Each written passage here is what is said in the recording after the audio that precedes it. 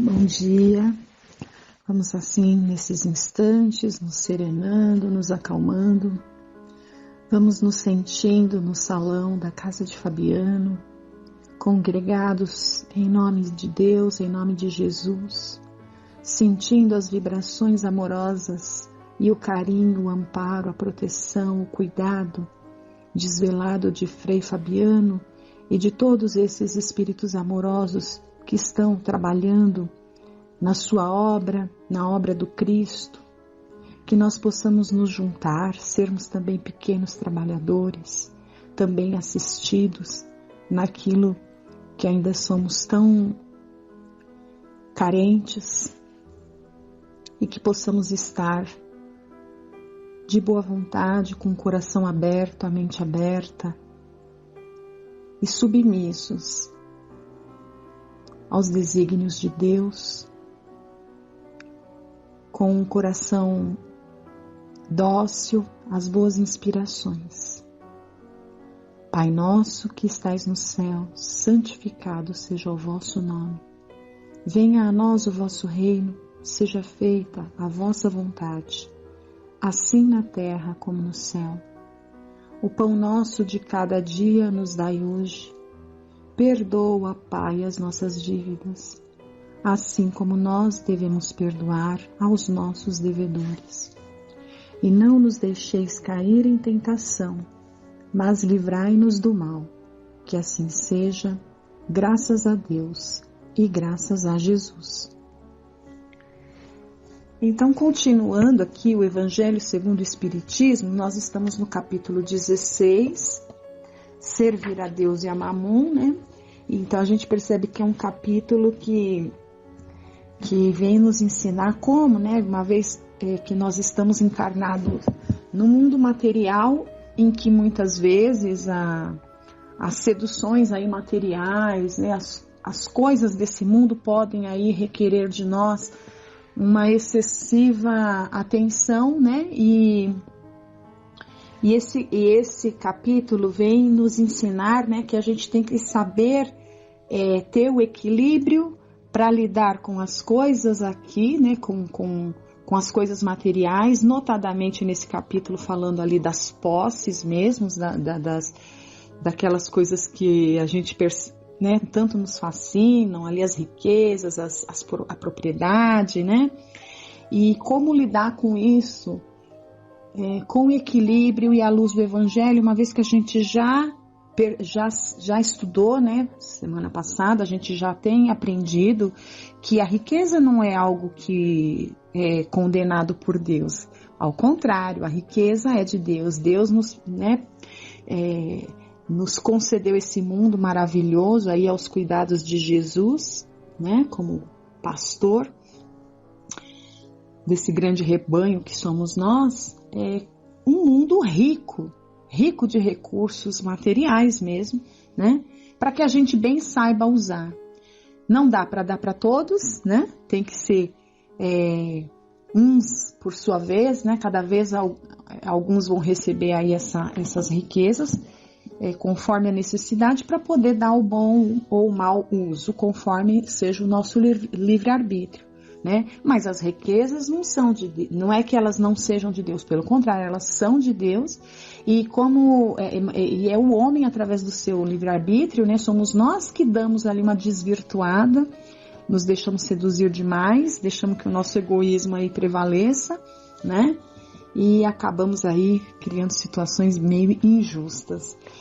Então, esse capítulo vem destinado a nos ensinar como nos comportarmos aí diante dessas situações, né? De como bem administrar quando temos e de como saber ser resignados ali quando não temos, né? E a gente vai ler hoje, não vai dar, porque é muito ensinamento, né? Quando a gente pega para estudar, vai ver que o tema aí é vasto na literatura, a vontade é de pegar tudo, trazer tudo, ler tudo, mas o tempo é curto, então a gente vai aqui se ater a alguns trechos de algumas coisas assim mais importantes, né, para a gente poder ter pelo menos um norte de onde buscar para poder se aprofundar. Então, começando sempre, né, claro, pelo Evangelho, né? Então, aqui tem uma instrução de Pascal, né, um espírito ali dessa pleiade de espíritos, ele vem falar. Eu não vou ler toda a mensagem, porque tem outras coisas aqui que eu gostaria de ler. Então, vamos pegar um trecho aqui do que Pascal fala sobre a verdadeira propriedade, o que é nosso de verdade, né? Porque muitas vezes a gente fica muito embevecido achando que cuidando muito das nossas propriedades materiais, digamos assim, né? E ele vai dizer aqui qual é a verdadeira propriedade. O homem não possui como seu, senão aquilo que pode levar deste mundo. O que ele encontra ao chegar e o que deixa ao partir, goza durante sua permanência na terra.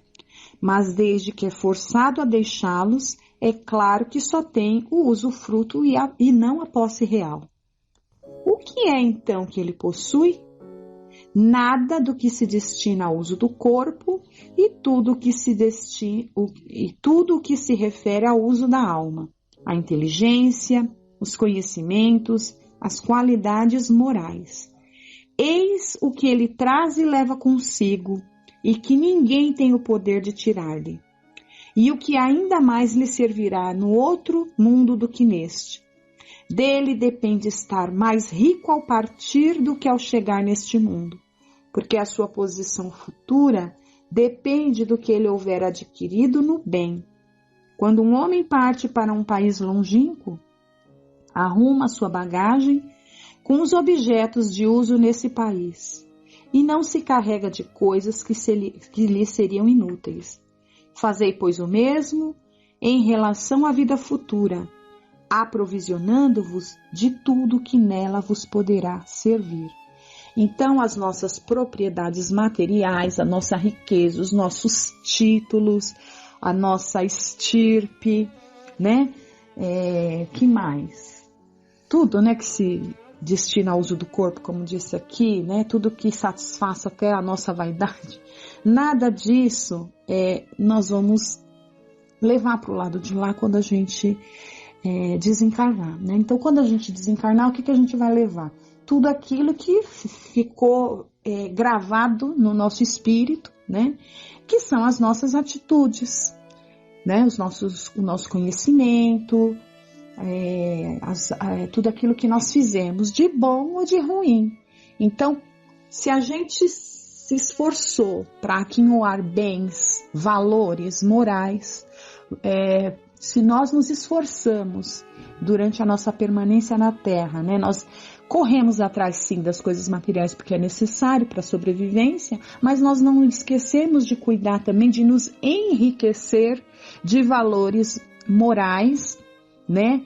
À luz do Evangelho, à luz do bem, fazendo o bem, né? Então a gente vai ficar mais ou menos rico. Quem se dedicou mais em combater suas imperfeições, em praticar mais o bem, esse vai chegar do lado de lá um pouco mais rico e vai ter direito a ser recebido, vamos dizer, numa hospedaria melhor. Aquele que, pelo contrário, não se preocupou muito com isso, né? Não dedicou um tempo para aquinhoar bens morais, né? Para aumentar ali os seus valores morais, seus sentimentos, para aprimorar, para se enriquecer do bem, né? Então, esse que não se dedicou a fazer isso, pelo contrário, às vezes até agravou ali as dificuldades que trazia, né? Alimentando ainda sentimentos não nobres. Da mesma forma, quando partir para o lado de lá, né? Vai estar, vamos dizer, pobre, não vai poder desfrutar de uma boa condição, de uma boa hospedaria, como coloca aqui mais para frente, nesse exemplo que é dado, né? Então, não é injustiça, é o que cada um pode, né? Cada um dá o que tem. Então, é o que cada um está podendo ali naquele momento receber como justo, quando partir para o lado de lá, né?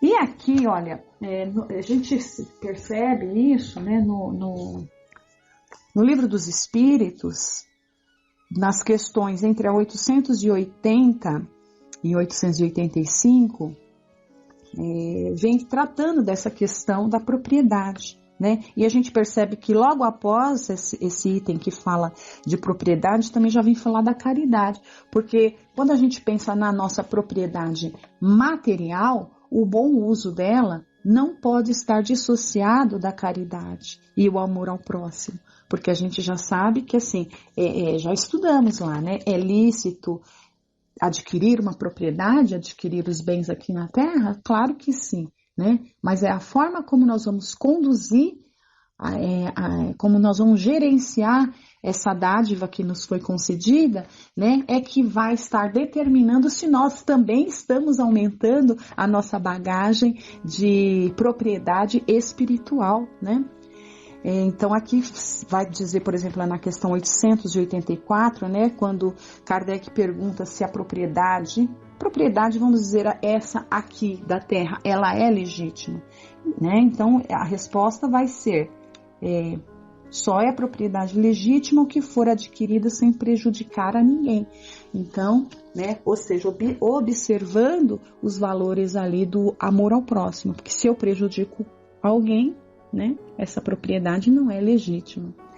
E trazendo ainda, né, um paralelo nessas questões da propriedade tal qual a gente vê aqui na Terra, a gente sabe que o mundo, né, o mundo material é uma cópia imperfeita do que existe no mundo material ou no mundo espiritual. E lá também, né, existem as propriedades, lá também existem algumas coisas que também são conquistadas, não é?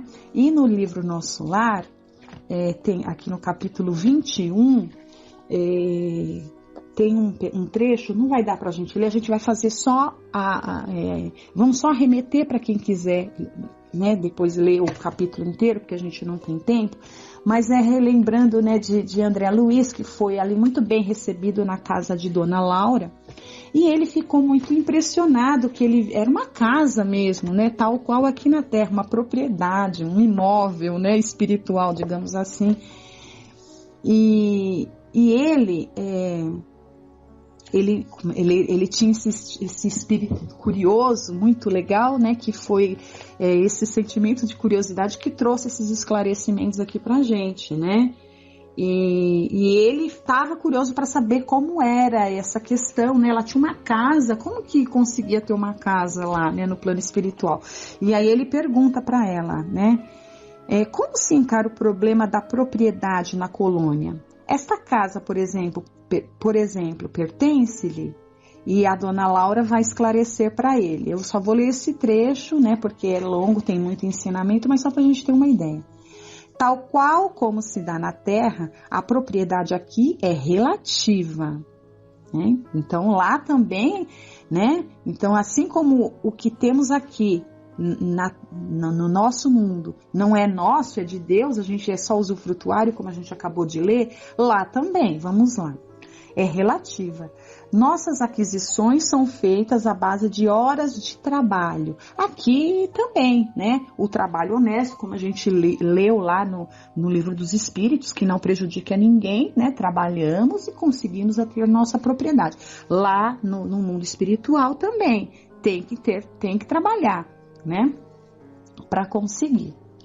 O bônus hora, no fundo, é o nosso dinheiro, né? Que é o bônus hora a gente já lemos aqui no Nosso Lar, sabemos que é ali um fundo, digamos assim, que adquire aquele que vai, o trabalhador da boa vontade, de boa vontade, né? Que vai trabalhando, e quanto mais ele trabalha, mais ele vai acumulando esses bônus horas aí. Quaisquer utilidades são adquiridas com esses cupons obtidos por nós mesmos à custa de esforço e dedicação. As construções em geral representam patrimônio comum sob controle da governadoria. Cada família espiritual pode conquistar um lar, nunca mais de um. Então, né, nunca mais de um, porque aqui na Terra a gente pode, né, ter mais propriedades, né, enfim, mas lá não. Ali você só conquista aquilo que você vai ter para o seu uso. Para que você vai alugar uma outra? Não dá para se fazer isso lá, né? Então, nunca mais de um. Apresentando 30 mil bônus horas, o que se pode conseguir com algum tempo de serviço. Nossa moradia foi conquistada pelo trabalho perseverante de meu esposo, que veio para a esfera espiritual muito antes de mim. 18 anos estivemos separados pelos laços físicos, mas sempre reunidos pelos elos espirituais. Então aqui ela continua falando, né? Mas como tem mais coisas que eu gostaria de trazer, mas a ideia central a gente já falou, era isso, é através do trabalho lá na espiritualidade que vai adquirindo, né? O marido dela ficou 18 anos ali trabalhando para conseguir aquela propriedade, aquela casa, aquele lar, né? E a gente encerra aqui, olha, com o livro Caminho, Verdade e Vida, de Chico Xavier pelo Espírito Emmanuel, com alguns esclarecimentos a respeito da propriedade, né?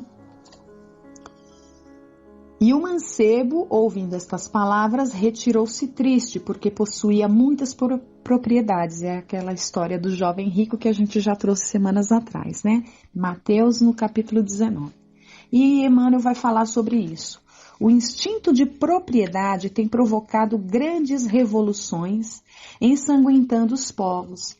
Nas mais diversas regiões do planeta, respiram homens inquietos pela posse material, ciosos de suas expressões temporárias e dispostos a morrer em sua defesa, como se fôssemos levar conosco, que a gente já viu que não, né?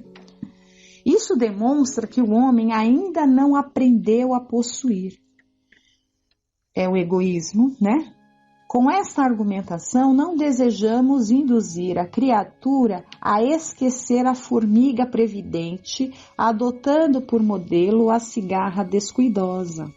Apenas convidamos a quem nos lê a examinar a precariedade das posses efêmeras. Efêmeras porque tudo passa, né? Vamos deixar tudo aqui um dia.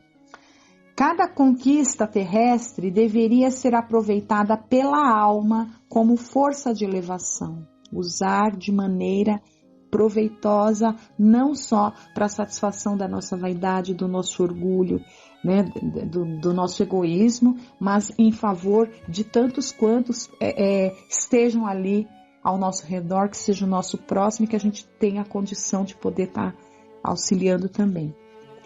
O homem ganhará impulso santificante, compreendendo que só possui verdadeiramente aquilo que se encontra dentro dele, no conteúdo espiritual de sua vida.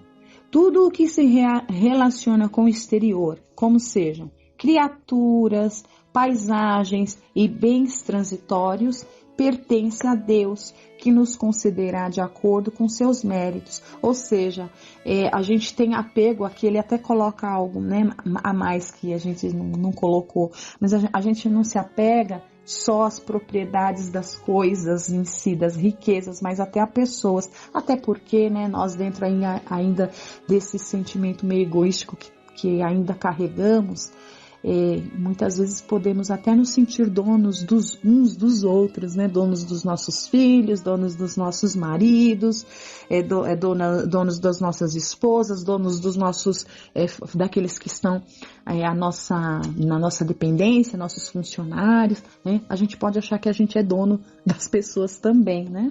E não é. Isso são apegos, na verdade. Então, tudo isso pertence a Deus, que nos concederá de acordo com os seus méritos. Essa realidade sentida e vivida constitui brilhante luz no caminho, ensinando ao discípulo a sublime lei do uso, para que a propriedade não represente fonte de inquietações e tristezas, como aconteceu ao jovem dos ensinamentos de Jesus. Então, quando a gente tem essa certeza, né? A gente não fica se inquietando ali quando alguma coisa não dá muito certo nessas questões, né, materiais. A gente não se prende muito com isso, porque a gente sabe que isso vai passar, né?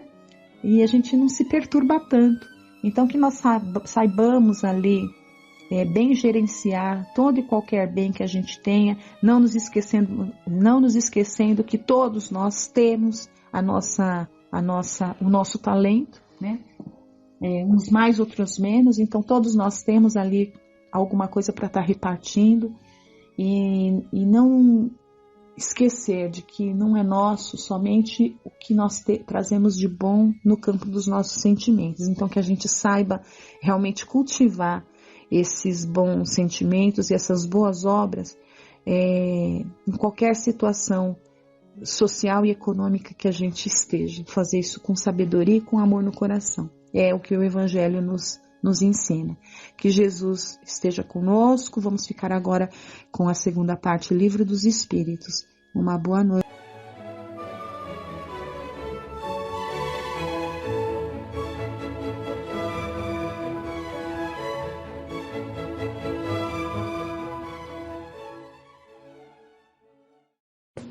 Boa noite a todos. Nós vamos agora ver algumas questões do Livro dos Espíritos. Vamos ver o item 6 do capítulo 9 da parte 2 do Livro dos Espíritos. O item 6 fala sobre anjos da guarda, espíritos protetores, familiares ou simpáticos. O que chamou a minha atenção aqui é que tem 35 perguntas sobre anjos da guarda, espírito protetor e familiares simpáticos. Familiares ou simpáticos. Então, todas as religiões falam em espírito protetor, né? Em anjo da guarda.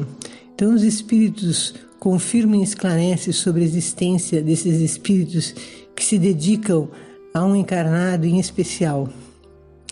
Um dos esclarecimentos que temos na doutrina espírita é que os anjos da guarda, espíritos protetores, não são criados por Deus já perfeitos em sabedoria e amor e em condições de encaminharem outros ao progresso espiritual. Deus criou a todos simples e ignorantes, com capacidade para evoluir e chegar a uma perfeição relativa. Então, aqueles que hoje são anjos percorreram um longo caminho em sua evolução, reencarnando e desencarnando muitas e muitas vezes.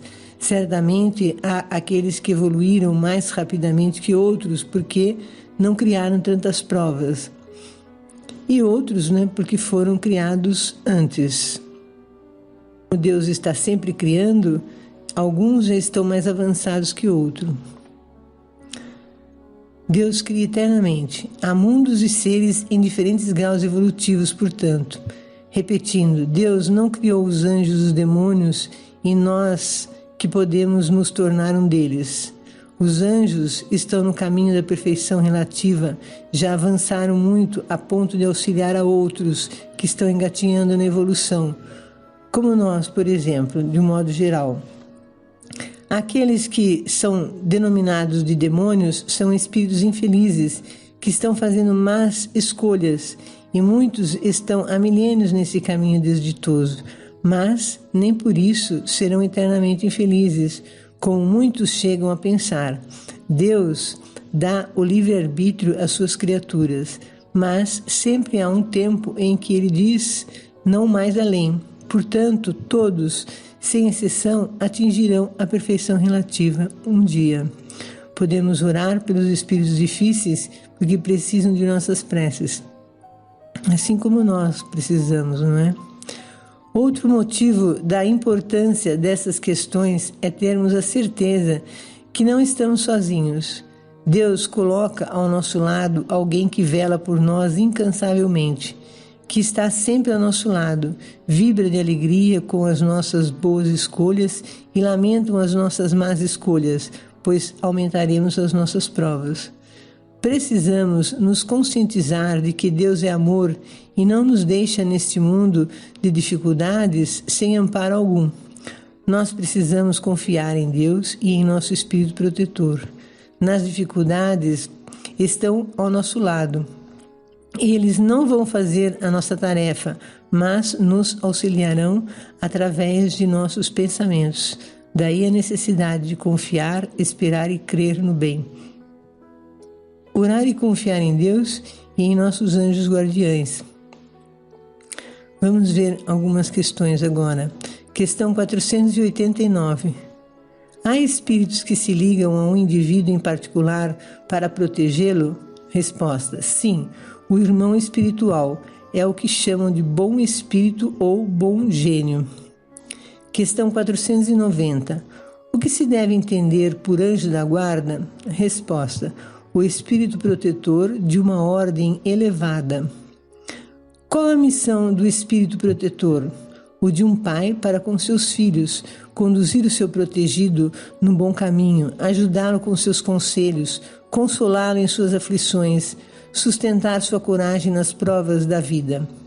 Questão 492. O espírito protetor é ligado ao indivíduo desde o seu nascimento? Resposta: desde o nascimento até a morte, e muitas vezes o segue após a morte na vida espírita e mesmo por meio das inúmeras existências corporais, porque essas existências nada mais são que fases bem curtas em relação à vida do espírito. Vemos que o espírito protetor, também é chamado de bom gênio ou anjo da guarda, é sempre um espírito de ordem elevada. Esse espírito se liga a nós desde o nosso nascimento e durante toda a encarnação. Pode acontecer também dele nos acompanhar por muitas encarnações. O espírito protetor pode se afastar de nós por pouco tempo, mas faz isso quando pode. Se precisar se afastar por muito tempo do seu protegido, outro espírito o substituirá. O espírito protetor se prontifica a essa tarefa e pode escolher alguém com quem tenha certa simpatia, ou não, mas realiza sempre sua tarefa com boa vontade. Todos os encarnados têm um espírito protetor, não importa qual o caminho que estão escolhendo. Mesmo cometendo os maiores erros, ainda assim tem alguém que procura auxiliá-lo no momento propício, no momento que ele se coloca em condição de ouvi-lo. Questão 493. A missão do espírito protetor é voluntária ou obrigatória? Resposta: o espírito é obrigado a isso porque aceitou a tarefa, mas pode escolher os seres que lhe sejam simpáticos. Para uns é um prazer, para outros uma missão ou um dever. Questão 493-A. Ao se ligar a uma pessoa, o espírito renuncia à proteção de outros indivíduos? Resposta: não, mas o faz de maneira mais generalizada. Questão 494. O espírito protetor está fatalmente ligado ao ser confiado à sua guarda? Resposta: acontece muitas vezes que certos espíritos deixam sua posição para cumprir diversas missões, entretanto são substituídos. Questão 495. O espírito protetor abandona por vezes o seu protegido quando este rebela diante de suas admoestações? Resposta: afasta-se quando sabe que serão inúteis os seus conselhos, por ser mais forte a vontade do seu protegido em submeter-se às más influências. Não obstante, não o abandona completamente e sempre se faz ouvir. É o homem que lhe fecha os ouvidos. Ele volta assim que chamado. Há uma doutrina que deveria converter os mais incrédulos por seu encanto e doçura, a dos anjos da guarda. Pensar que sempre tem a seu lado seres que lhes são superiores, que estão sempre ali para aconselhá-los, sustentá-los, ajudá-los a escalar a montanha escarpada do bem, que são amigos mais firmes e mais devotados que as mais íntimas ligações que possam encontrar sobre a terra? Não é uma ideia bem consoladora? Esses seres estão por ordem de Deus, que os colocou ao seu lado. Ali estão por seu amor e cumprem, junto a todos, uma bela, mas penosa missão. Sim, em qualquer parte onde estiverem, lá estarão eles, nos cárceres, nos hospitais, nos antros do vício, na solidão. Nada os separa desse amigo que não podem ver, mas do qual a sua alma sente os mais ternos impulsos e ouve os mais sábios conselhos. Ah, se conhecessem melhor essa verdade, Quantas vezes ela os ajudaria nos momentos de crise? Quantas vezes os salvaria dos maus espíritos? Mas, no momento decisivo, esse anjo do bem terá de dizer-lhes: eu não os avisei disso? E não foi feito?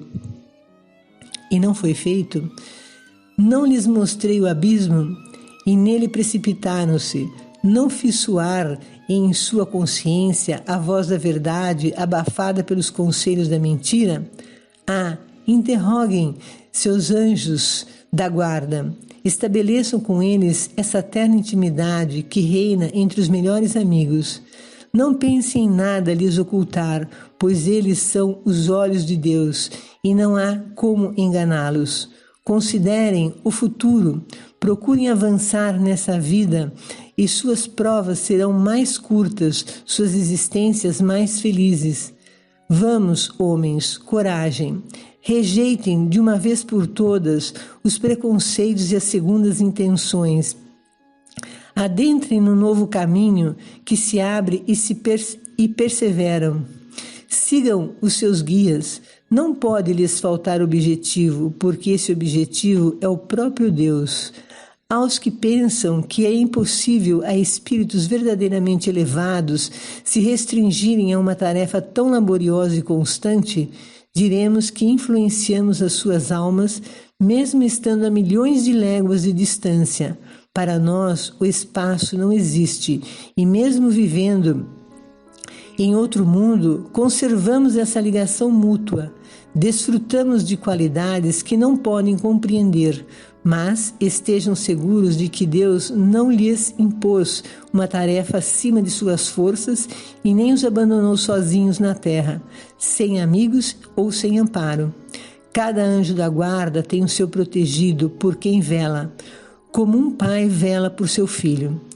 Sente-se feliz quando o vê no bom caminho, chora quando os seus conselhos são desprezados. Não temam fatigar-nos com as suas questões. Permaneçam, ao contrário, sempre em contato conosco. Serão mais fortes e mais felizes. São essas comunicações de cada homem com o seu espírito familiar que fazem médiuns a todos os homens. Médiuns hoje ignorados, mas que se manifestarão mais tarde, propagando-se como um oceano sem bordas, fazendo retroceder a incredulidade e a ignorância. Homens instruídos, instruam. Homens de talento, eduquem seus irmãos. Não sabem que obra assim realizam? A do Cristo, a que Deus lhes impõe. Porque Deus teria lhes dado a inteligência e a ciência, senão para partilhar com seus irmãos, para fazê-los avançar no caminho da aventura e da eterna bem-aventurança? Essa resposta foi dada por São Luís e Santo Agostinho. Agora tem um comentário de Kardec. A doutrina dos anjos da guarda, velando por seus protegidos, malgrado a distância que separa os mundos, nada tem que deva surpreender. É, ao contrário, grande e sublime. Não temos sobre a terra um pai velando por seu filho, ainda que esteja distante, ajudando-o com seus conselhos por meio de correspondências? Por que admirar-se que os espíritos possam guiar aqueles que tomam sob a sua proteção de um mundo a outro, pois para eles a distância que separa os mundos é menor do que a que separa os continentes sobre a terra? Não dispõem eles do fluido universal que liga todos os mundos e os torna solidários, veículo imenso da transmissão dos pensamentos, como o ar é para nós o veículo da transmissão do som. Sabemos pelos ensinos dos Espíritos que estamos mergulhados no fluido cósmico universal e por ele estamos todos interligados e assim comunicamos-nos uns aos outros. E o nosso espírito protetor pode estar bem distante do seu protegido, mas espiritualmente está conosco, pode captar os nossos pensamentos e nos auxiliar, ou aguarda quando estamos prontos a ouvi-lo. Continuaremos esse tema na próxima semana. Finalizando o nosso estudo de hoje, vibremos agradecendo a Deus e aos Espíritos amorosos por tanto auxílio que recebemos diariamente sem percebermos. Pedimos perdão, Senhor, por entrarmos em desesperos nos momentos que mais deveríamos buscar nosso Espírito protetor e os ensinamentos do Cristo. Dai-nos a coragem para burilarmos nossos pensamentos, sentimentos e atitudes, e assim colaborarmos para um mundo melhor. Vibremos amorosamente pedindo a Deus por todos que sofrem neste planeta, pelas doenças do corpo e da alma. Vibremos pedindo a Deus o amparo aos desempregados, aos que não têm alimento à mesa, que almas caridosas lhes minorem seus sofrimentos. Senhor, que a tua vontade seja feita e que saibamos aceitá-la. Que assim seja.